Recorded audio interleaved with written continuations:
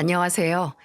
꽃처럼 피어나 꽃처럼 지는 인생을 살고 있는 50대 여자입니다. 태어난 모든 것들은 기약조차 없는 이별을 준비해야 한다는 말을 들으면 참 사람이 태어나 다른 사람과 만나 관계를 형성한다는 게 서글프고 허무하지 않나요? 하지만 또 다르게 생각하면 그 기약조차 없는 이별이 많고 또 이별에 따른 고통과 슬픔이 클수록 오히려 그게 의미 있는 인생을 살았다는 증거가 아닌가 싶습니다. 제 인생의 첫 번째 커다란 이별은 솔직히 말하자면 슬프지도 고통스럽지도 않았어요. 아니, 오히려 후련했습니다. 아버지라는 작자와 어머니가 이혼을 하면서 겪게 된 이별은 어머니와 저, 그리고 제 동생에게 마땅히 필요했거든요. 아버지, 입으로 내뱉으면서도 참 입에 안 붙는 단어입니다. 아버지는 제가 어렴풋이 기억하는 한 항상 어머니 이외에 다른 여자를 만났던 무례한이었어요.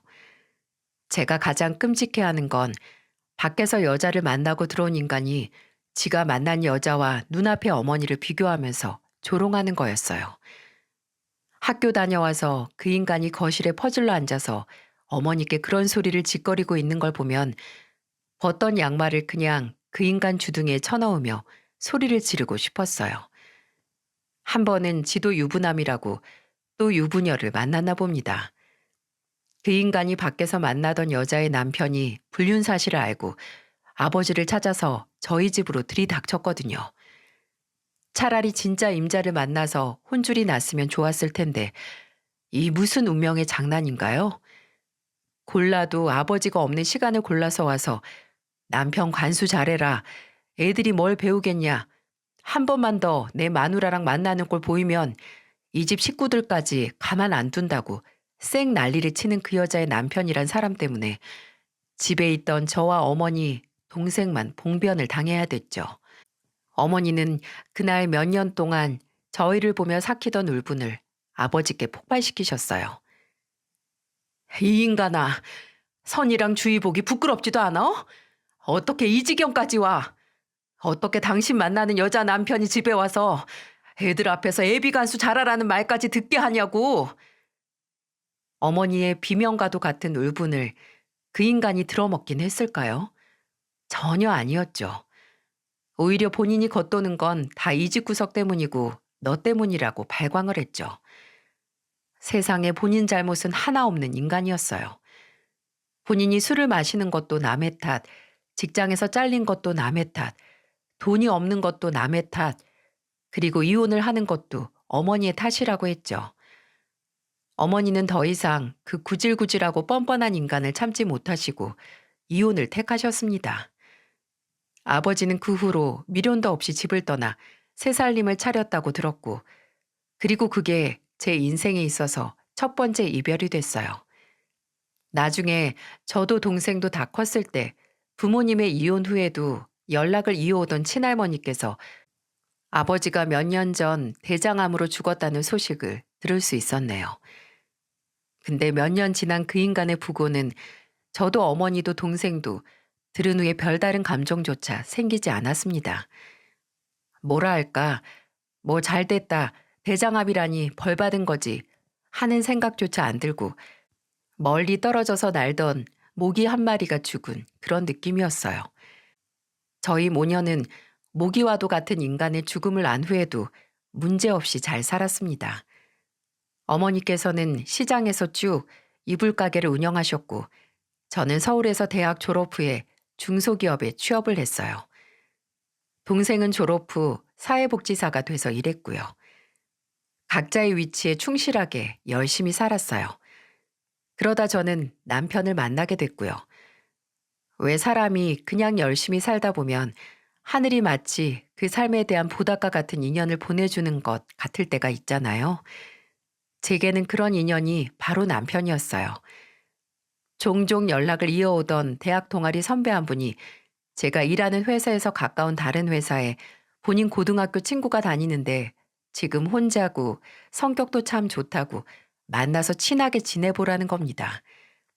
이성의 감정이 아니더라도 그냥 가깝게만 지내도 좋은 진국인 친구니까 후회가 없을 거라면서요. 선배가 줄을 놔줘서 저희는 회사 점심시간에 맞춰서 만나서 식사를 같이 하기로 했어요. 뭐 소개팅하면 주말에 점심이나 아니면 평일 저녁에 많이들 하는데 일하다 말고 밥을 같이 먹게 되니 신선하고 나쁘지 않더라고요. 또 그렇게 만나게 된 남편도 나쁘지 않았고요. 아니요, 오히려 참 느낌도 인상도 좋은 사람이었습니다.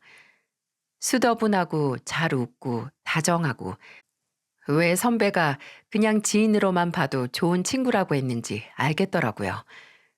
처음 만난 사람까지 참 편안하게 해주는 무던한 사람이었어요.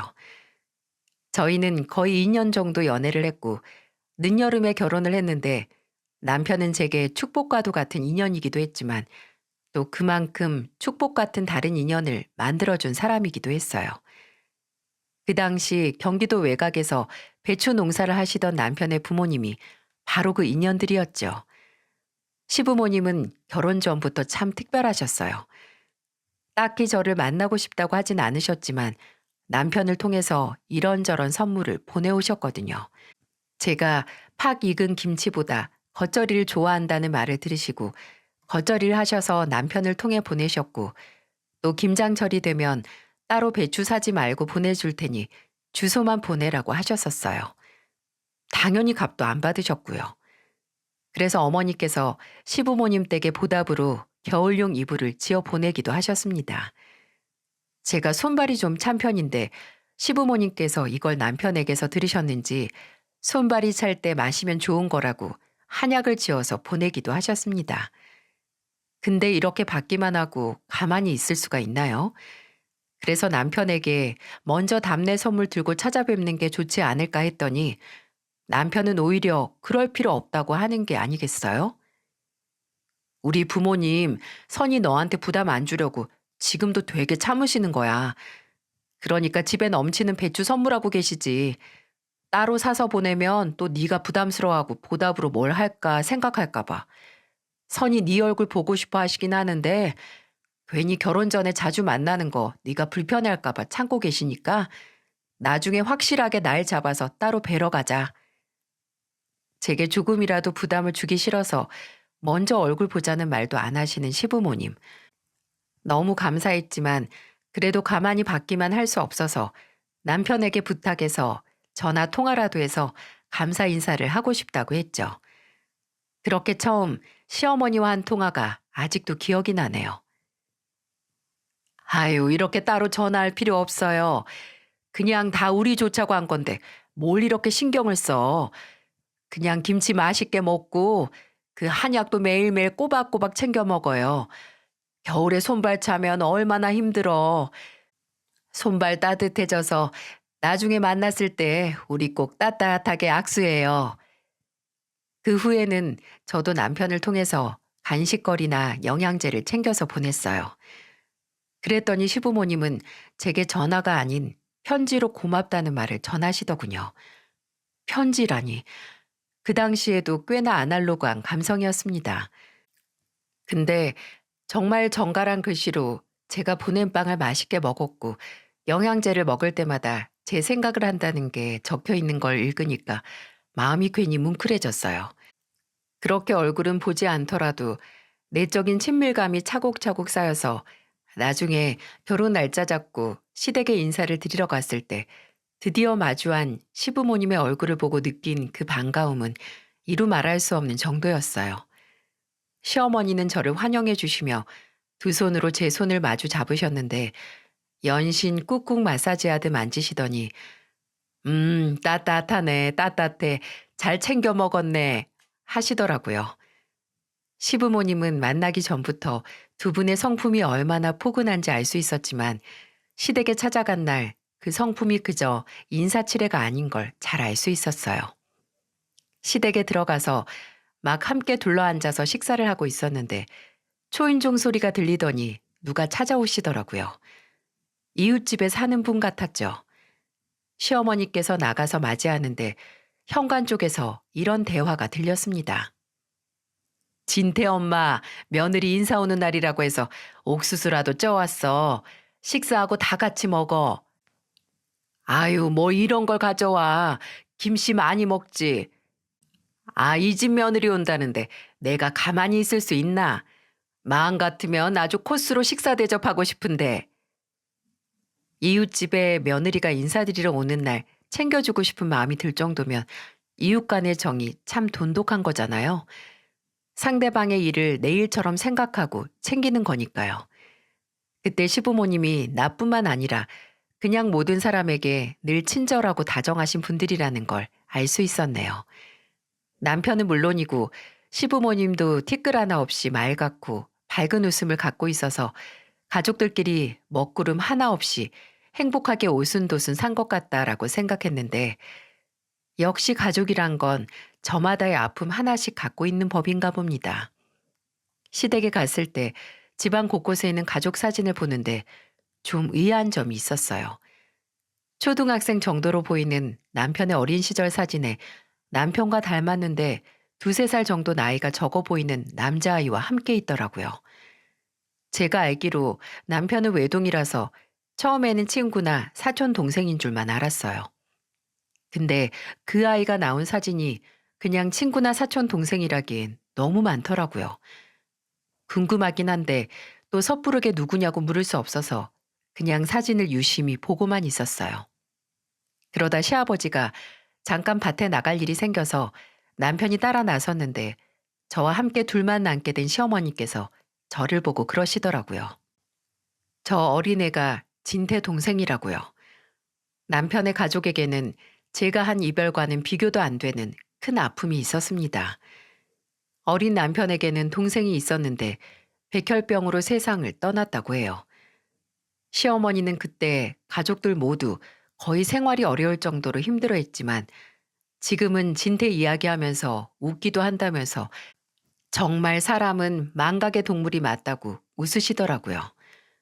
근데 그 미소가 너무 서글퍼서 저는 차마 그 미소에 답하지 못했습니다.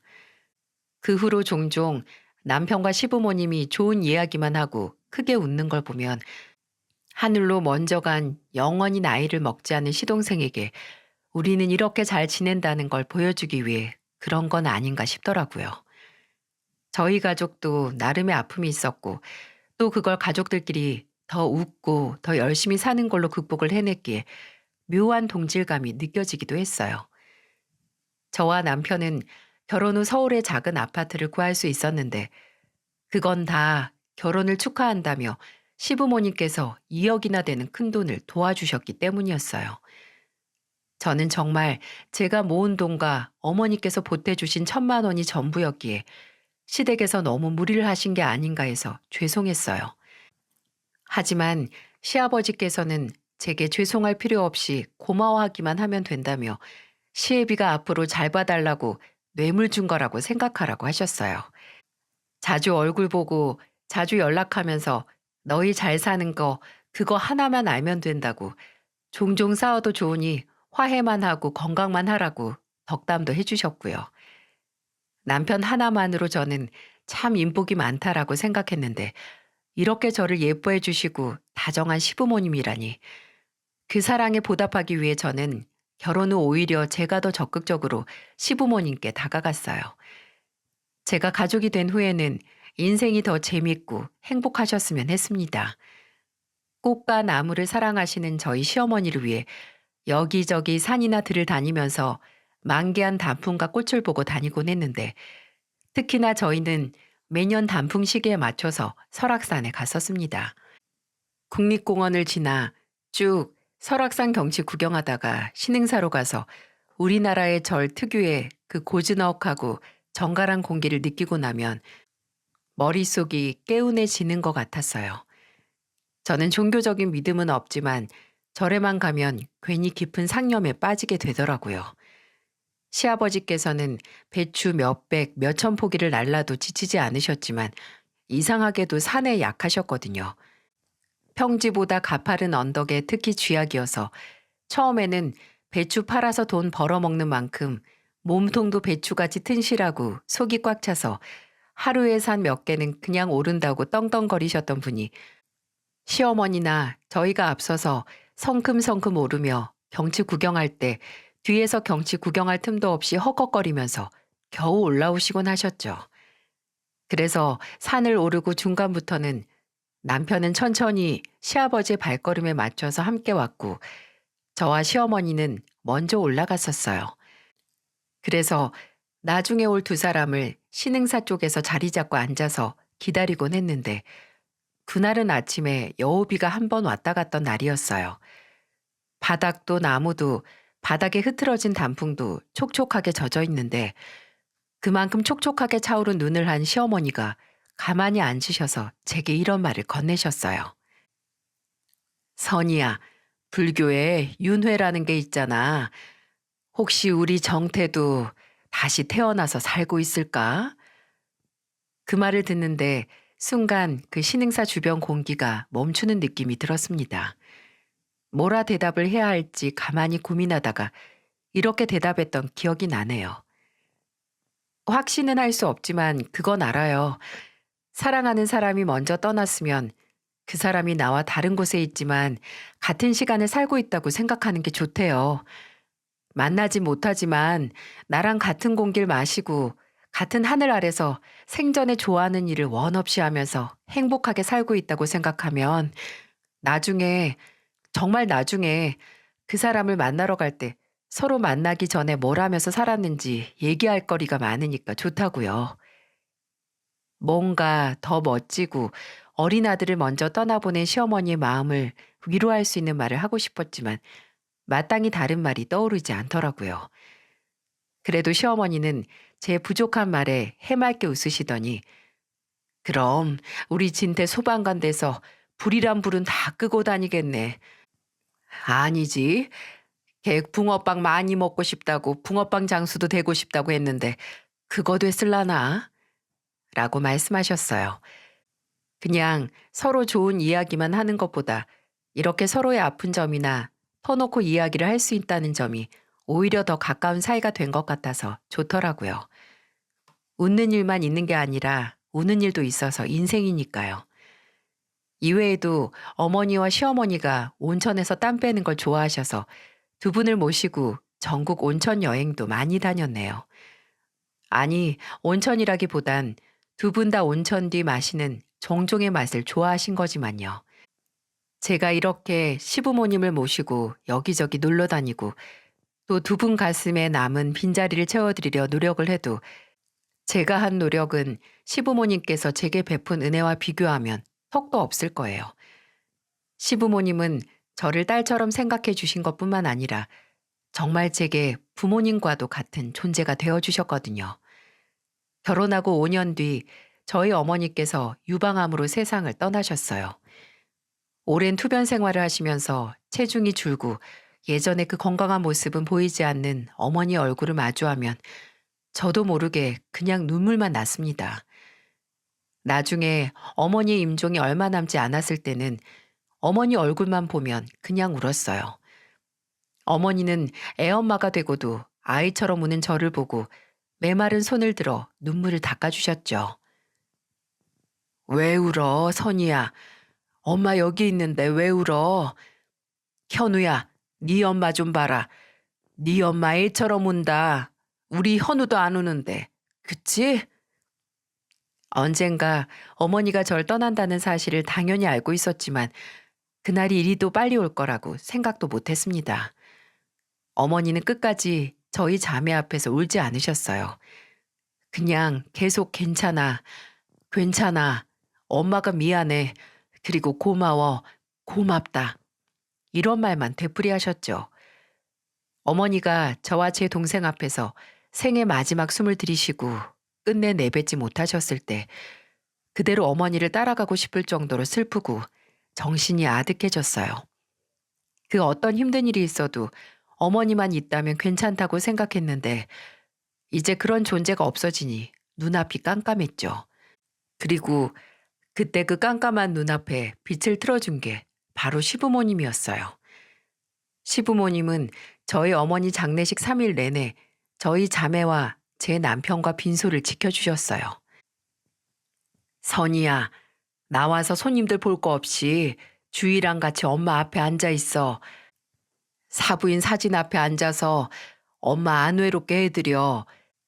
여기는 나나니 시아버지가 보면 되니까. 그 말이 참 든든하고 의지가 됐어요. 제 동생은 사돈 처녀가 아니라 주희라고 이름을 불러주시는 것도 뭔가 감사한 마음이 들었어요.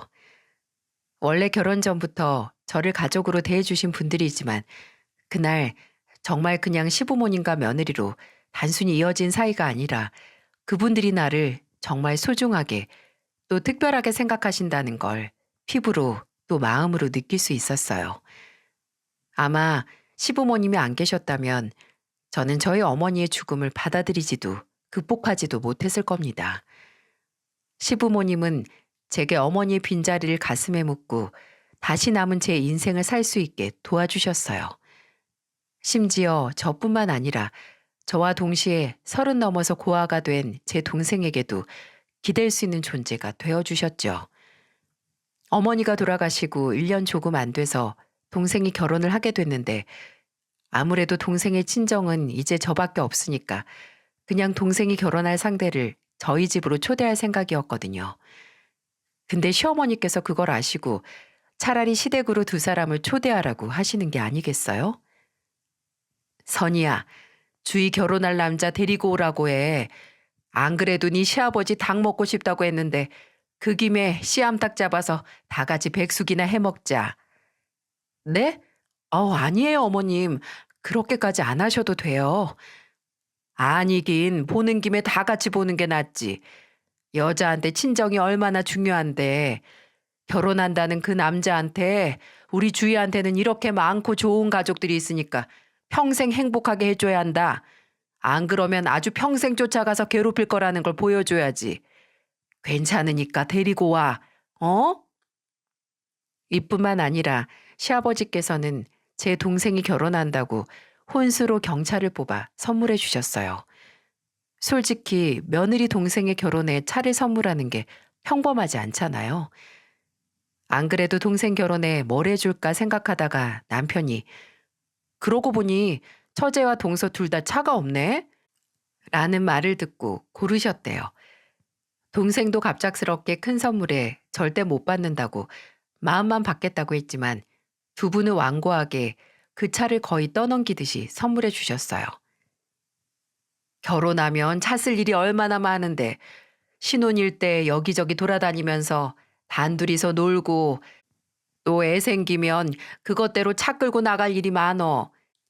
주희가 결혼하고 조금이라도 편하게 살길 바라니까 주는 선물이니 다른 생각할 것 없이 그냥 받아. 그 후에는 정말 동생도 제 시댁을 본인 친정 마냥 찾아왔어요.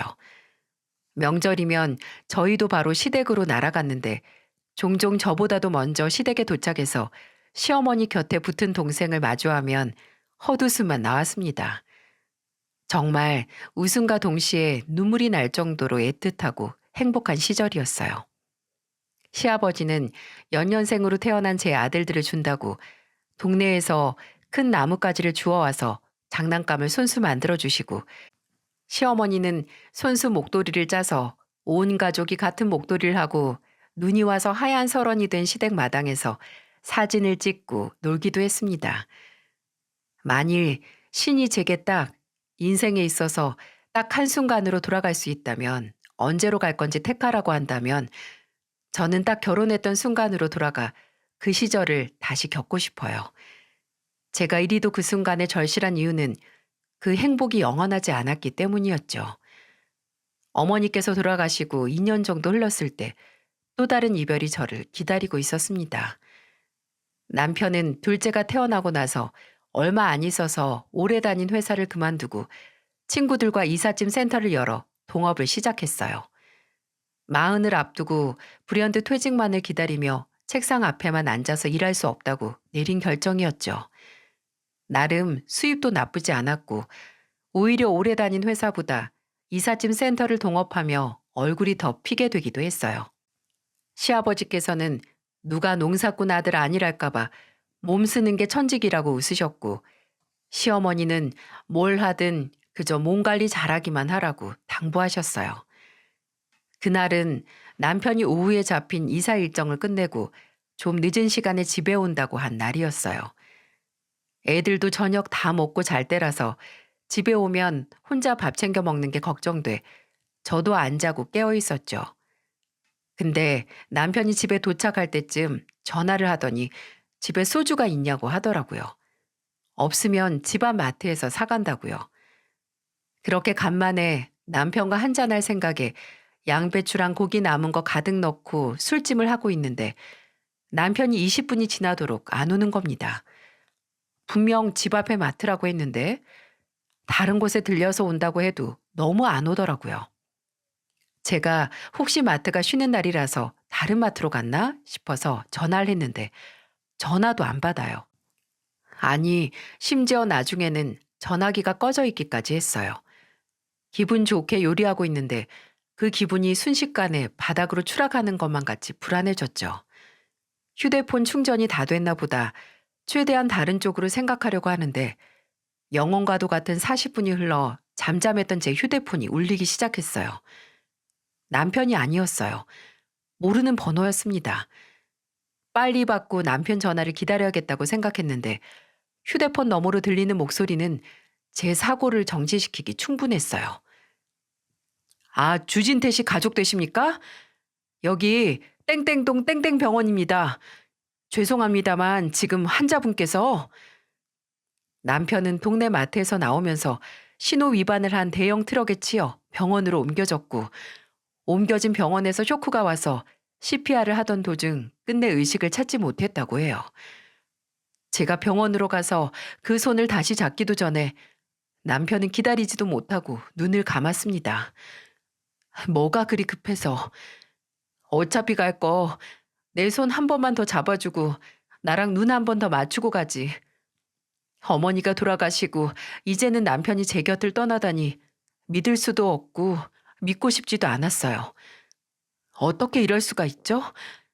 왜 제게 이런 일이 생기는 걸까요? 행여 제가 살면서 나쁜 일을 했다면 그냥 날 데려가지 왜 나의 소중한 사람들을 데려가면서 벌을 주나 하늘이 원망스러웠습니다. 남편의 죽음은 저를 벼랑 끝으로 내몰 정도로 충격적이었고 또 동시에 시부모님에게는 가슴속에 두 번째 무덤을 만들었어요. 저도 남편의 장례식에서 제정신이 아니었지만 시어머니는 졸도까지 해서 실려가셨어요. 시아버지는 남편의 영정사진 앞에 무릎을 꿇고 아들의 이름을 부르며 통곡을 하셨고 발인 날 남편이 잠든 관을 운구할 때 시부모님은 양쪽에 매달려서 떠나는 아들을 끝까지 붙잡으려고 하셨어요. 진태야, 진태야, 엄마도 데려가, 진태야. 이 엄마도 정태한테 데려가줘, 진태야. 아이고, 불쌍한 우리 아들, 불쌍한 우리 진태. 아빠가 미안하다. 아빠가 미안해. 하나 남은 아들을 놓지 못하는 시부모님을 보면서 그냥 그 자리에서 눈을 감고 까무러치고 싶었습니다. 그 슬픔의 무게를 견딜 수가 없었거든요. 남편이 떠나고 저는 한동안 공황장애 치료를 받아야 했고 그때는 동생이 제 집에 와서 저를 보살펴 줬어요. 그리고 시어머니께서도 본인이 아들을 잃었다는 것도 슬프지만 혼자 남은 제가 안쓰러웠는지 애들을 데려가서 제가 혼자 쉴 수 있게 해주셨고요. 가족들 모두 어떻게든 남편의 죽음을 이겨내기 위해 서로를 보듬고 애써 잊어보려 노력하면서 살았어요. 그래도 얼마나 슬프든 살면 또 사라지는 게 인생인지라 매일 아침 눈은 떠지고 배는 매번 비슷한 시간에 고파지더군요. 시어머니도 애들 얼굴 보고 눈물보다는 웃는 날이 많아지고 제 병원 치료도 끝나갈 때쯤 단 한 사람, 남편의 죽음을 끝까지 이겨내지 못한 사람이 있었습니다. 지금도 종종 왜 내게 우리 가족에게 이런 일이 연달아 일어날 수밖에 없었는지 정말 무슨 이유가 있거나 아니면 아무것도 상관없는 슬픈 우연일 뿐이라고 내가 운이 나쁜 거라고 생각해야 할지 싶은 무의미한 질문을 던질 때가 있어요. 그럴 수밖에 없는 게 사람이 도무지 이해할 수 없는 사건이 터지면 그 원인에 집착하게 되더라고요. 저도 마찬가지인 거죠. 남편이 떠나고 얼마 지나지 않아 시아버지마저 심장마비로 세상을 떠나셨을 때 그 질문은 더욱더 제 속에서 짙어졌죠. 제가 먼저 연락을 한 건 동생이었어요. 시댁 옆에 사는 김씨 아주머니께서 제게 전화를 하셨는데 안 받아서 제 동생에게 연락을 했다고 하더군요. 김씨 아주머니는 시댁 옆에 사시는 분인데 시부모님과는 정말 오래된 이웃 사촌이자 가족까지 친한 분이셨어요. 그리고 제가 결혼 후에 애엄마가 돼도 늘상 세댁 세댁 하면서 부르시는 분이었고요. 그런 김씨 아주머니는 동생에게 오늘 시아버지께서 밖에서 일하시다가 심장마비로 쓰러져서 병원으로 갔으니까 말해주는 주소로 가족들 다 같이 가라고 전해주셨다고 해요. 비슷한 일을 몇 번 겪어도 도무지 이런 비상 연락에는 무뎌지지가 않았습니다.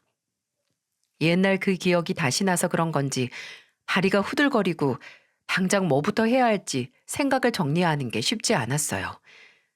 일단 시어머니께 전화를 했습니다. 그냥 당장 시어머니 목소리가 어떤지 확인을 해야겠다는 생각에 전화를 했는데 받질 않으시더라고요.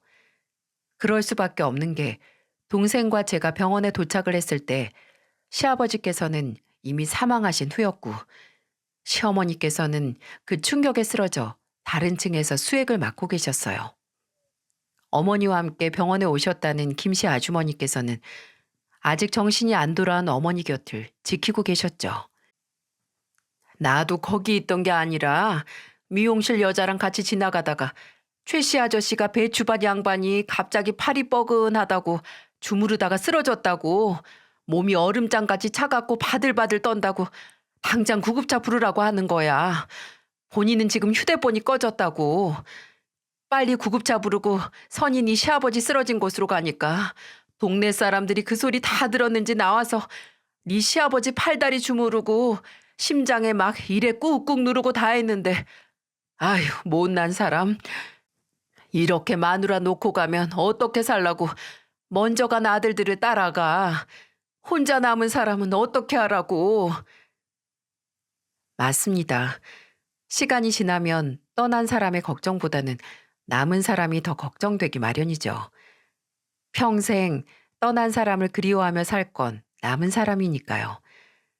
시어머니와 저, 그리고 제 동생과 제 아들들, 이런 경험들을 몇 번씩 겪어도 물론 감정이 무뎌지지 않지만 이제는 무엇을 해야 할지 그 방향은 알게 되더라고요. 남은 사람들은 소중한 사람들이 남아있는 기억에 매달려 어떻게든 살아가야 했습니다. 어찌 보면 먼저 남편을 떠나보낸 저이기에 본인의 남편을 잃은 시어머니와 동변상련인과 동시에 그 슬픔을 먼저 겪은 사람이기도 하잖아요. 저는 위로의 말이나 따뜻한 조언은 솔직히 큰 힘이 되진 않았어요. 그저 한 발자국 떨어진 곁에 있으면서 그럼에도 혼자가 아니라는 걸, 그 슬픔을 나와 공유한다는 걸 알게 해줄 때 비로소 위안을 받았었습니다. 시아버지 장례식 내내 도무지 먹지도 못하시고 잠도 못 자시는 시어머니는 영정 사진도 앞에 못 걸어두시고 품고 계셨어요. 끝까지 같이 있겠다더니 아들들 보고 싶어서 먼저 갔나? 나보다 먼저 우리 진태랑 정태 만나려고. 나쁜 사람, 참으로 나쁜 사람. 나 지켜주겠다고 하더니 어떻게 이리 허무하게 가.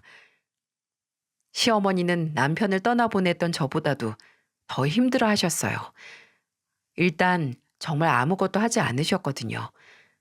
혼자 남은 텅 빈 집안에 남아서 안방 바닥에 딱 달라붙은 것처럼 움직이지 않고 가만히 계셨어요. 드시는 게 거의 없으니 화장실도 안 가셨고 눈을 뜨고 계시면 깨어있구나, 감고 있으면 주무시는구나 구분할 뿐이었죠. 동생과 제부 그리고 저는 번갈아 가면서 시어머니 댁에 가서 시어머니의 상태를 확인하고 식사를 챙겨드렸는데 저희 셋이 갈 때마다 늘 똑같은 광경을 봤습니다. 안방에 마치 시간이 정지한 것처럼 누워있는 시어머니. 시어머니께서 평소 좋아하시는 깨죽을 써서 입에 가져다 대어드려도 한 입 드시고 더 이상은 못 먹겠다고 하셨어요. 가슴팍이 뭔가 꽉 누르고 있는 것처럼 막혀서 도무지 넘어가질 않는다고요. 그래도 제가 애들 때문에 집으로 갈 때는 고개를 살짝 들어서 저를 빤히 바라보셨습니다. 그리고 제가 뒤돌아보면 고개를 정말 느릿하게 끄덕여 보이셨고요. 저는 그게 시어머니가 남은 힘을 쥐어짜서 저를 배웅해 주시는 거라고 생각했어요.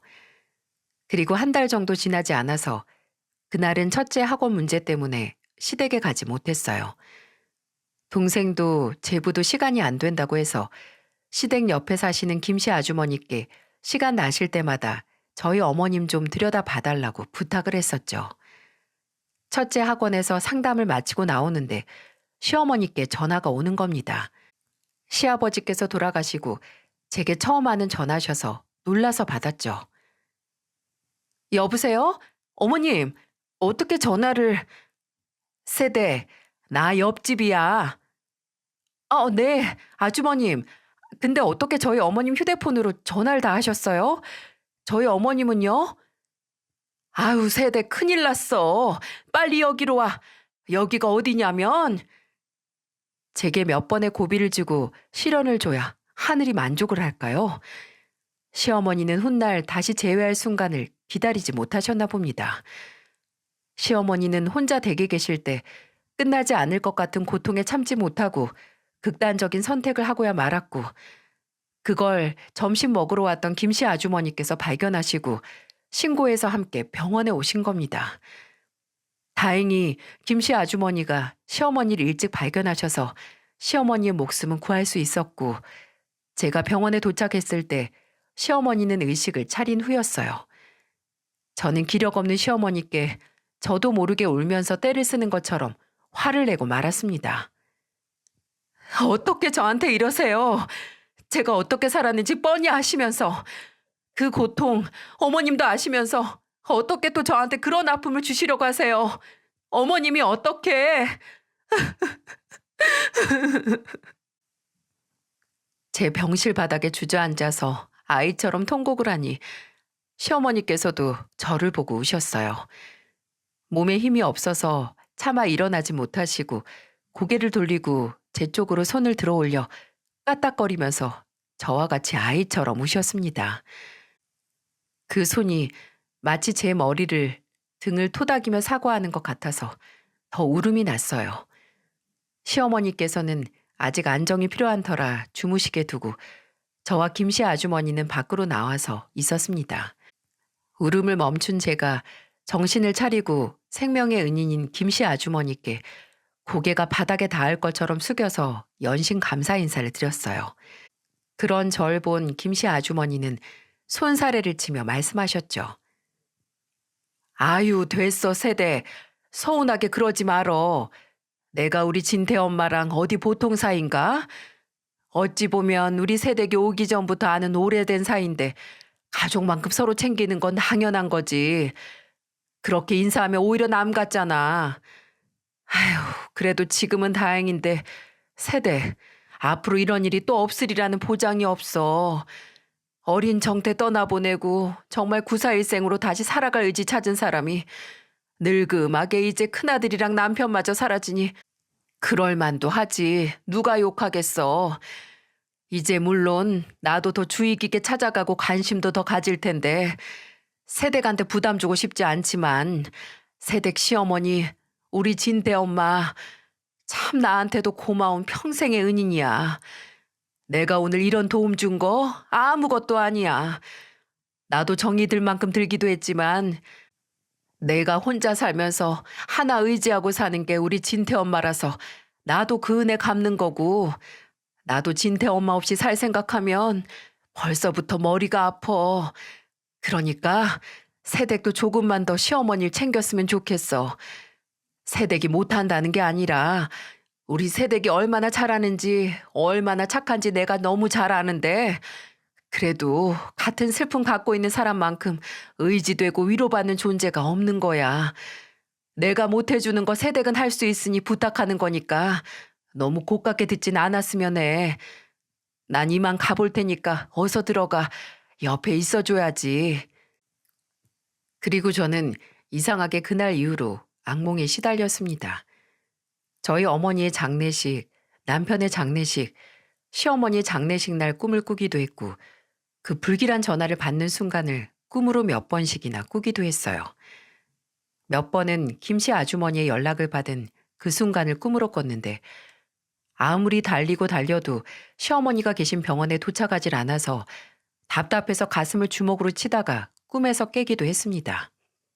김씨 아주머니께서 제게 했던 말에 제가 부담을 갖게 돼서 꾼 꿈이라고 생각하실지 모르겠지만 오히려 저는 김씨 아주머니의 말이 오랫동안 제 가슴을 눌러왔던 무언가를 건드렸다고 생각했어요.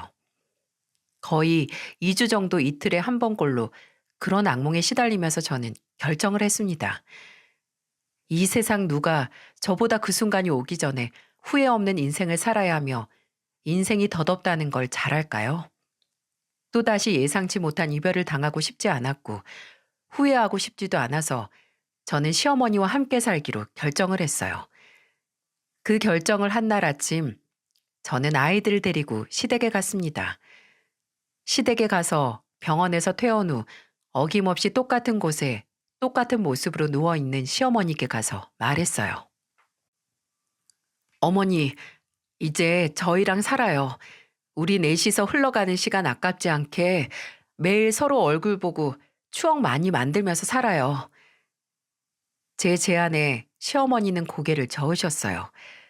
시어머니는 제가 시어머니의 극단적인 사건 이후 마음이 안 좋아서 충동적인 결정을 한 거라고 여기셨거든요.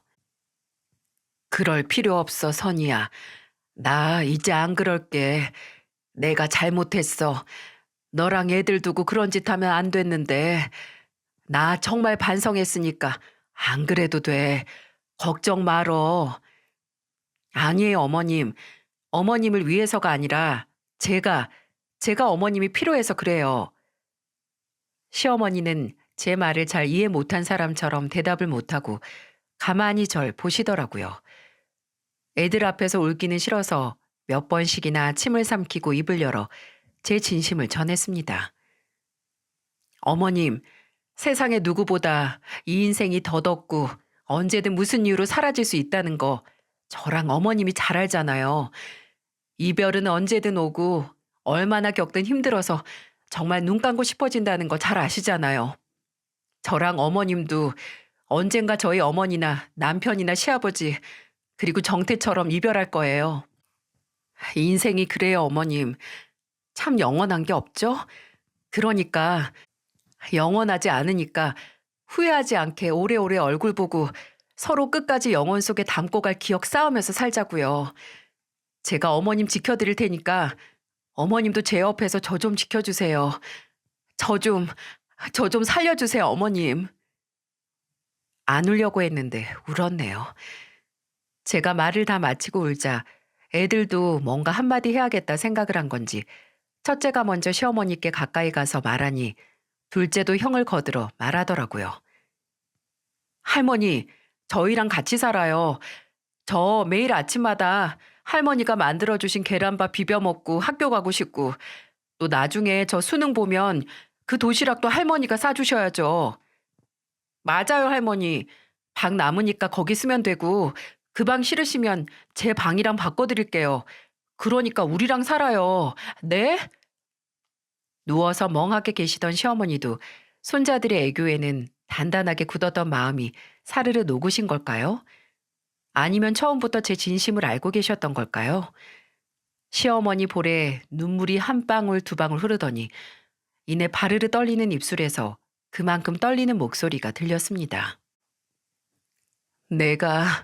내가 어떻게 너희한테 같이 살자고 나 좀 도와달라고 하겠어. 이것도 다 나 때문인 것 같은데 우리 선이랑 우리 새끼들이 아빠 잃고 할아버지 잃은 게 다 나 때문인 것 같은데 내가 어떻게 그래. 그리고 나중에 내가 가면 너희들이 더 힘들 텐데 어떻게 같이 살자고 하니? 그러니까 제가 먼저 말하는 거잖아요, 어머님. 같이 살아요. 같이 어떻게든 살아봐요. 벼랑 끝에 몰리다 못해 내 발이 땅에 붙었는지 허공에 떠 있는지 분간도 못하던 저희는 비로소 서로의 아픔을 마주함과 동시에 내 상처도 마주할 수 있었어요. 어찌 보면 서로 얼굴을 보고 있어도 떠오르는 과거의 상처 때문에 솔직하지 못했던 것 같아요. 하지만 이제 정말 더 이상 드러낼 수도 없이 서로의 진심을 드러내고 나니 두려울 게 없어졌습니다. 더덥고 허무한 인생에서 허우적거리다 그럼에도 살만하다는 걸 서로 아끼고 노력하며 증명해내면서 살았어요. 시어머니께서는 12년 동안 저희와 함께 가족을 꾸려 살았습니다. 함께 서로의 인생에 발자국을 남겨가면서 살았죠. 시어머니는 손자들의 졸업식, 입학식에 단 한 번도 빠짐없이 다 참석을 하셨어요. 꽃을 좋아하시고 직접 뭘 만들어서 선물하는 걸 좋아하시는 시어머니는 따로 꽃다발을 만드는 것도 배우셔서 손자들에게 직접 만든 꽃다발을 안겨주시고 함께 사진을 찍었죠. 심지어 첫째 대학교 입학식도 중학교나 고등학교나 다름없는 줄 알고 따라가셨다가 민망해하기도 하셨어요. 대학교 입학식에는 부모님들은 안 따라가잖아요. 애들이 다 크기도 했고 또 뭐 신입생 환영회인지 뭔지 해서 저들끼리 노니까요. 근데 그냥 입학이니 똑같겠거니 따라 나섰고 첫째도 할머니가 오신다는데 좋다고 같이 갔다가 시어머니만 머쓱한 표정으로 먼저 집으로 돌아오셨더라고요. 그냥 손자들과 모든 추억을 함께하고 싶으신 거죠. 또 생애 첫 해외여행은 물론 저와 함께 가셨어요. 몇 년 동안 시어머니와 함께 해외여행에 가기 위해 여행 적금을 따로 들었거든요. 제 동생도 함께 셋이서 보라카이로 갔다 왔어요. 처음에는 시어머니께서 다른 나라 음식이나 분위기 문화에 좀 적응을 못 하실까 걱정했는데 저랑 동생보다 더 잘 노시던데요. 현지인들과 말은 안 통해도 진짜 온갖 제스처를 써가면서 소통을 하시고 길을 물어보시고 심지어 현지인들의 맛집을 안내받기도 하셨는데 그 모습이 너무 귀엽고 또 자랑스러우면서도 더 빨리 모시고 올 걸 하고 후회가 되려고 하더군요. 하지만 빨리 정신 차렸습니다. 시어머니와 함께 살기 시작하면서 서로 약속을 했거든요. 나중에 후회하지 않게 서로 지금에만 충실하자고요. 몇 년에 걸쳐서 가족들을 먼저 떠나보내며 저와 시어머니는 후회의 늪 속에서 허우적거리다가 겨우 나왔는데 다시 그 늪으로 들어가지 말자고 이야기했어요. 애들이 고등학교에 다닐 때까지는 서울에 있는 제 집에서 함께 살았는데 둘 다 대학에 가면서 비워져 있던 경기도 시댁으로 어머님과 함께 돌아갔어요. 애들 학교 문제 때문에 서울 아파트에 살았지만 이제 애들도 대학 가서 첫째는 기숙사에 들어가고 둘째는 자취를 하게 됐으니 어머니와 저는 다시 우리 가족의 출발 지점인 집으로 돌아가게 된 거죠. 그때 밭으로 쓰던 땅은 다른 사람한테 빌려주고 있었고 제가 1년에 몇 번씩 사람을 불러서 정리를 하긴 했지만 그래도 오랫동안 비워져 있어서 차게 식은 집을 저와 시어머님과 함께 살 터전으로 가꿨어요. 그중 가장 중요한 건 바로 마당이었죠. 시아버지께서 살아계실 때는 밭에서 쓰는 농기구도 너무 많고 또 시아버지께서 워낙 정리에는 재주가 없으셔서 제대로 마당을 가꿀 수가 없었거든요. 그래서 그 마당을 가꿔서 시어머니께서 좋아하시는 꽃으로 만개할 수 있게 몇 달에 걸쳐서 손을 봐야 했습니다. 그리고 그런 노력이 아깝지 않게 시어머니께서는 정말 시간만 나시면 마당 평상에 앉아서 저와 함께 심은 꽃들을 구경하셨어요. 저보다 먼저 일어나셔서 물을 주시고 시든 꽃을 골라내 새로 심기도 하셨죠. 사실 서울집을 정리하고 시어머니와 경기도로 들어와 둘이서만 산 날은 그리 길지 않았어요. 5년도 되지 않을 겁니다. 사람이나 동물은 평생 뛰어야 할 심장 박동수가 정해져 있다고들 하잖아요. 고통도 마찬가지인가 봐요. 평생을 치열하게 살아오셔서 그런지 시어머니의 몸은 한순간 갑자기 쇠약해지셨어요. 둘째가 군대 갔다 오고 나서 한 번 크게 아프시더니 그 후로는 잔병치레가 많으셨죠. 그리고 제가 쉰을 넘기고 나서는 거의 침대에서 생활을 하셔야 할 수준으로 몸 상태가 안 좋아지셨네요. 하지만 예전에 힘들 때와는 달랐어요. 삶이 힘들고 우울해서 안방에서 미동도 하지 않으시던 시어머니가 아니었습니다. 시어머니는 침대에서 식사를 하시고 제 부축을 받고 화장실에 가셔야 해도 단 한 번도 웃음을 잃지 않으셨어요. 오히려 저나 애들 부축을 받아서 일어날 때마다 그래, 그래. 한 번 더 힘내보자. 다리야 힘내라. 라고 외치시며 일어나서 제가 정말 자랑스러운 얼굴로 웃어 보이셨어요. 몇 달 간격으로 복용해야 할 약이 늘어도 시어머니는 아유, 약만 먹어도 배부르겠다. 라고 유쾌하게 말씀을 하셨어요. 그래도 제 부축을 받고 휠체어에 타 마당에 나가 꽃과 나무를 보던 시어머니께서 이제 밖에 나가는 것도 큰일이 돼서 자주 나가보시지 못하셔서 매일 제가 마당에서 꽃을 몇 가지 좀 가져와서 시어머니께 구경시켜 드렸거든요. 아니면 사진을 찍어서 보여드렸고요. 어머님, 새벽에 나팔꽃 피어서 찍었어요. 어머님 장미 폈어요, 장미. 잎사귀가 많아서 통통한 거 좀 보세요. 너무 예쁘죠? 그럼 시어머니는 눈을 끔뻑거리면서 한동안 꽃을 보시더니 꽃처럼 웃으시면서 고개를 끄덕이셨죠. 근데 그날은 시어머니께서 제가 보여드리는 꽃은 보지 않고 가만히 제 얼굴만 보시는 거예요. 왜 그러시나 싶어서 고개를 갸웃거리니 시어머니는 또 한 번 꽃같이 웃으시더니 이렇게 말씀하셨어요. 인생 내내 예쁜 꽃 찾아다니면서 눈호강하는 재미로 살았는데 내가 진짜 찾던 꽃은 내 옆에 있었네. 선이야, 네가 내 꽃이다. 시어머니는 그 후로 며칠 지나지 않아서 세상을 떠나셨어요. 새벽이었어요. 시어머니의 상태가 좋지 않아서 동생과 제부, 애들을 부르고 옆집 김씨 아주머니도 불러서 함께 있었어요. 저는 시어머니 곁에 붙어서 계속해서 말을 걸었습니다. 그때 제가 좀 절박해 보였나 봐요. 행여 이 대화가 몇 초라도 이어지지 않으면 시어머니께서 사라지실까 무서워서 초조하게 계속 말을 걸었는데 시어머니는 그런 제 손을 힘 하나 없는 손으로 살포시 잡으시고 말씀하셨어요. 선이야, 사람 보내고 미안하고 후회하는 마음은 그 사람한테 못했던 기억 때문에 생긴다고 하더라. 그러니 선이 너는 그럴 필요가 없지. 네가 날 이렇게 행복하게 해줬는데 네가 뭐 후회할 게 있겠어. 울지 마라. 울어도 오래 울지 마. 너 울면 짐 빠져서 더 힘들어. 그러니까 조금만 울어. 알았지?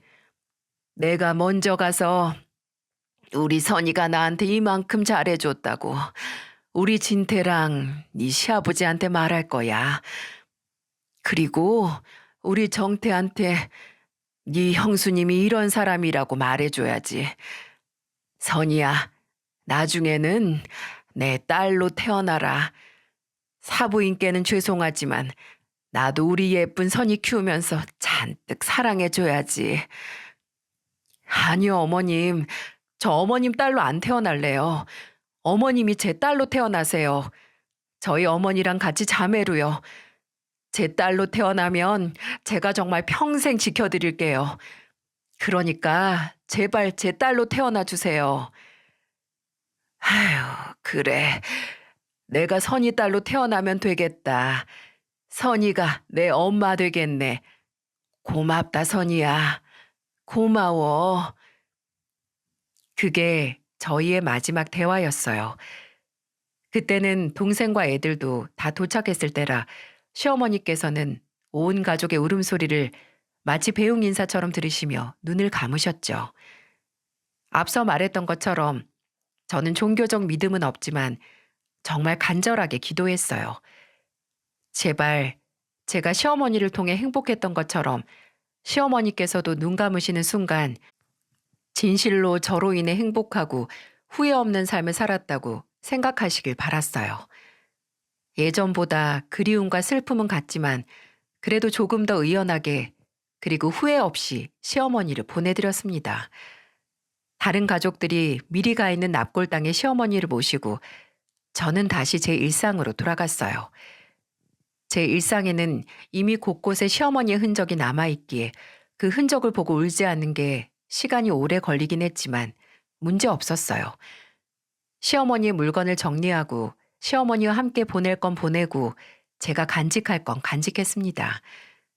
시어머니께서 자주 쓰시던 안경은 나중에 제가 안경을 껴야 할 때 알만 바꿔서 쓰려고 남겨뒀어요.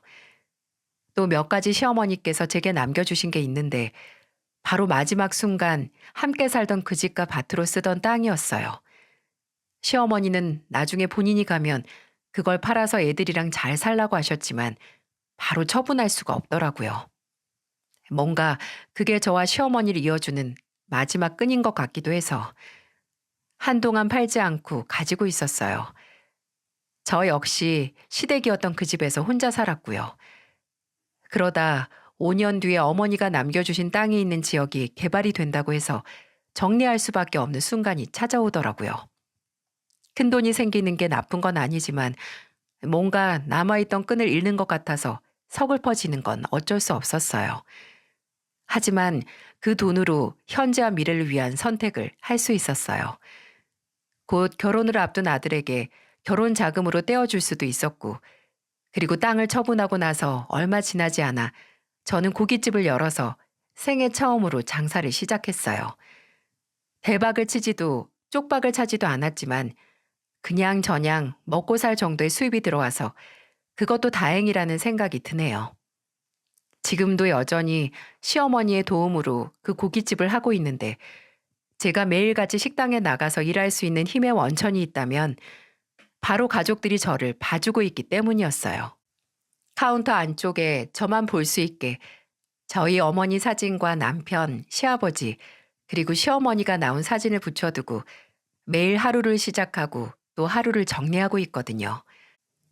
바쁘게 일하다가 한숨 돌리며 사진 속 시어머니와 눈이 마주치면 지금도 종종 시어머니께서 두 다리에 힘을 줘서 다리야 힘내자 라는 목소리가 들리는 것 같아서 저도 아픈 허리를 피면서 허리야 힘내자 라고 속으로 외치곤 합니다. 지금은 제 곁에 안 계시지만 계셨을 때만큼, 아니 오히려 그때보다 더 제 인생에 영향을 끼치고 계시네요. 앞으로도 늘 먼저 가서 언젠가 저를 마중 나올 가족에게 부끄럽지 않게 열심히 살아야겠다는 생각으로 하루하루를 열심히 굴리고 있습니다. 인간의 감정은 누군가를 만날 때와 헤어질 때 가장 순수하며 가장 빛이 난다고 합니다. 아마 그 순간 꾸며내지 않은 솔직한 감정이 표출이 되나 봐요. 저는 이제는 볼 수 없는 가족들을 떠올리며 슬프고 가끔씩 괴로워질 때 그 고통을 오히려 제가 참 잘 살았다는 증거로 생각하려고 해요. 정말 사랑하고 정말 소중한 사람들이었기에 내가 아직도 일이 힘들구나 하고 가족들이 생전 내게 줬던 그 사랑의 무게에만 집중하려고 합니다. 혹시 저처럼 먼저 떠난 이가 그리워진다면 그리운 만큼 내가 사랑받고 행복한 사람이라고 생각해 보세요. 그 그리움이 고통보다도 오히려 살아갈 힘의 원천이 된답니다. 눈물도 좋지만 그보다 기쁨과 웃음이 더 큰 힘이 있다는 걸 늘 생각하시면서 오늘도 힘내시고요. 2023년의 첫 발자국을 잘 찍어 가시길 바랍니다. 모두 감사합니다. 건강하세요.